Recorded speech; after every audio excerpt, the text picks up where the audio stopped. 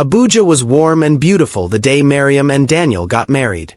The hall was decorated with white roses and golden drapes.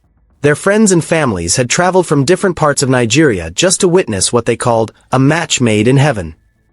Daniel looked handsome in his white suit, and Miriam glowed in her beautiful luxury gown. They held hands tightly, smiling at each other like nothing else mattered in the world. Everyone believed they were in love. And they were. Or at least, Miriam was. Before marriage, Daniel was a different man. He was calm, kind, and very caring.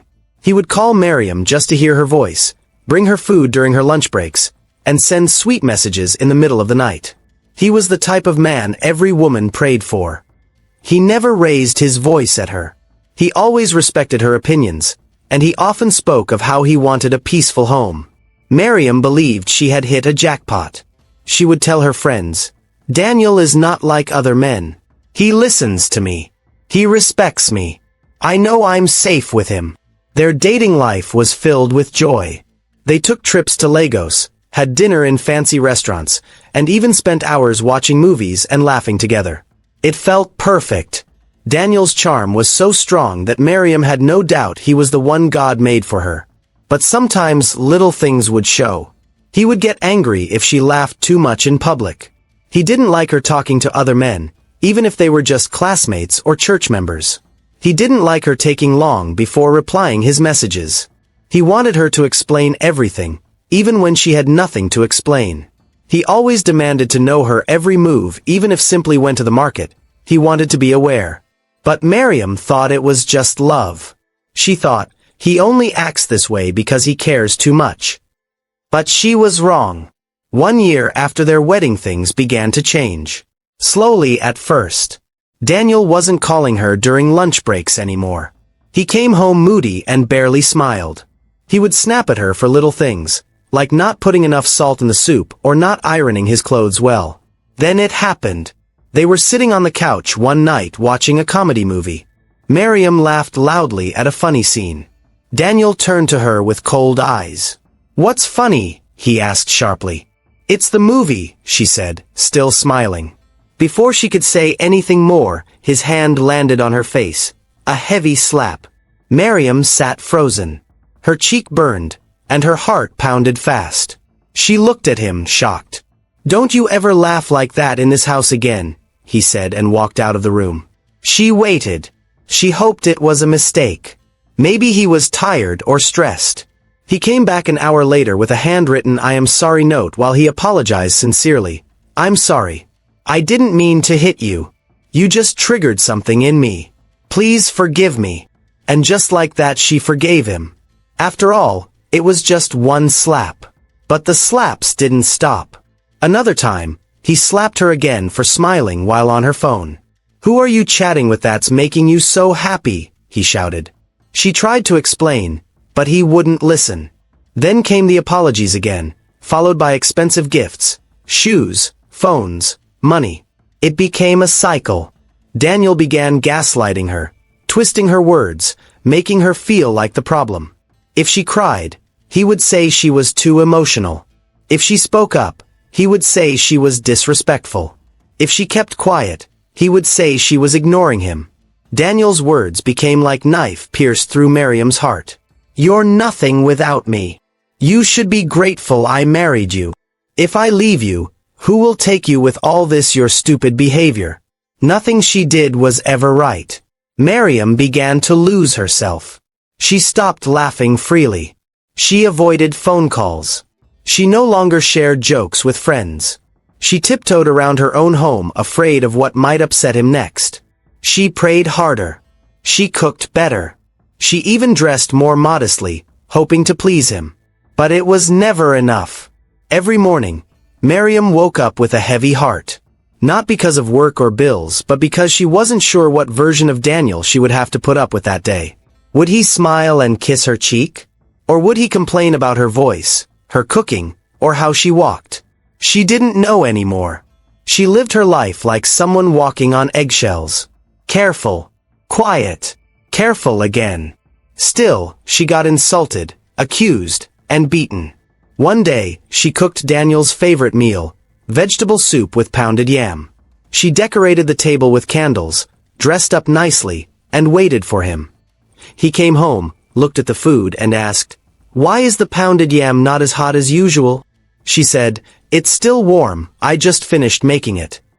He hissed and flipped the plate. Food spilled on the floor. Her heart broke again. Later that night, she knelt down beside him. Tears ran down her face. "I'm sorry. I'll do better next time," she said. Daniel didn't even look at her. This was her life now. She finally confided in her close friend, Jasmine. Jasmine listened quietly. Then she said, "Miriam, this is not marriage. This is a cage. Please leave. Leave while you are still breathing." Miriam looked down. "I can't," she whispered. "I made vows. I can't throw everything away. Maybe he'll change." Jasmine sighed deeply. Don't die waiting for someone to change. But Miriam was determined. "I'll keep fighting. I'll make this work." Deep down, though, a part of her was slowly breaking. And another part, buried deep, was beginning to prepare for something different. Something final. It was a Thursday evening. The sun had just gone down, and Miriam was folding the laundry quietly in the living room. Daniel came in from work, slammed the front door, and dropped his bag with a loud thud. He didn't respond to her greetings. He didn't ask how her day went. He just walked straight to the kitchen and opened the pot. "You cooked beans again," he shouted from the kitchen in anger. Miriam got up quickly. She left the clothes she was arranging to meet him, looking confused. "Yes," she stammered. "You said last week you liked beans better than rice," she said gently. "I said that." "When?" He fired back. "You said it last week, on Monday." "Shut up," he thundered, cutting her short. "Is something wrong with your head?" Before she could blink, he emptied the plate of beans on her head. Beans and plantain was scattered everywhere in the kitchen. "You are such a useless woman," he barked. Miriam stood there, frozen and frustrated. Her heart raced. She was used to this type of anger, but today felt different. Daniel's face was darker than usual. His eyes were red and his hands were clenched. He took a step forward toward Miriam, then another. Miriam instinctively stepped back. But this time she wasn't crying. She wasn't trembling like before. Something had shifted inside her. "You're lucky I even came home," he roared and raised his hand. But Miriam did something she had never done before. She caught his wrist mid-air. Her grip was firm and strong. Her eyes looked into his with no fear. Daniel froze in shock. "What are you doing?" he asked. Miriam didn't answer. Her mind was racing.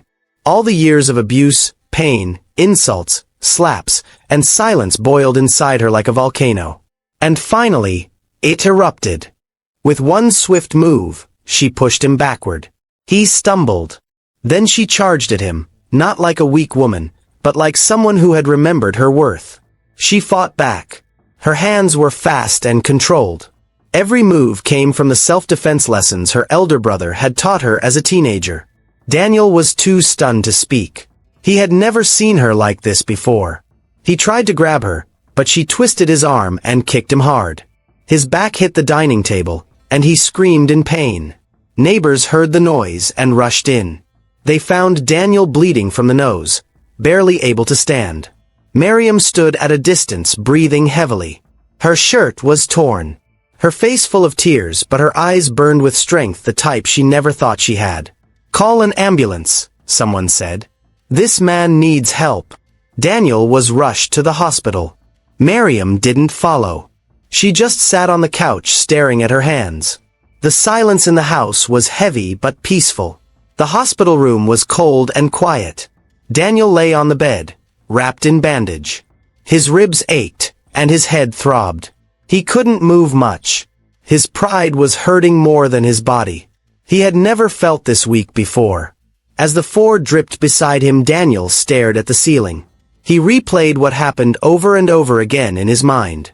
How did Miriam, gentle, quiet, respectful Miriam, do that to him? He shook his head. "No," he whispered. "She didn't just do this today.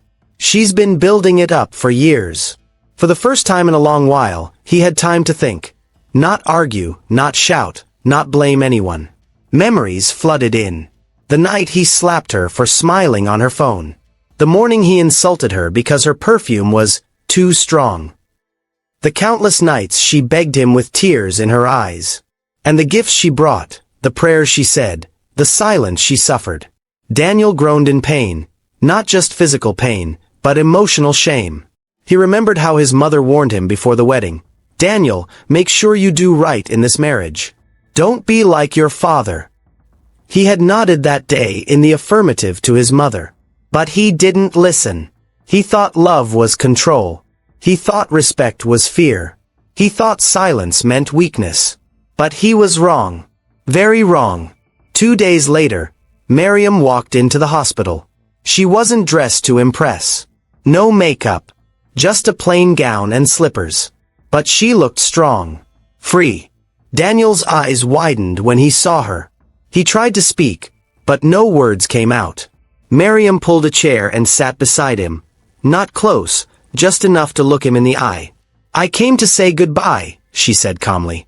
Daniel blinked. Goodbye. He whispered. She nodded. Yes, Daniel, I've had enough. Miriam, I was wrong. He stammered. She raised her hand to stop him. Let me talk. He kept quiet. You gave me pain and called it love. You broke me, Daniel. You slapped me for smiling, laughed when I cried, and blamed me for everything. You gaslight me. I stayed, hoping you'd change. I prayed. I begged. I even knelt down to say sorry for things I didn't do. Daniel turned his face away, ashamed.